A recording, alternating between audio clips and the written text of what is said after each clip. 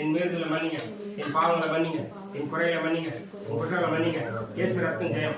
அப்படின்னு இல்லமா, அப்படின்னு இல்லமா, அமைதியா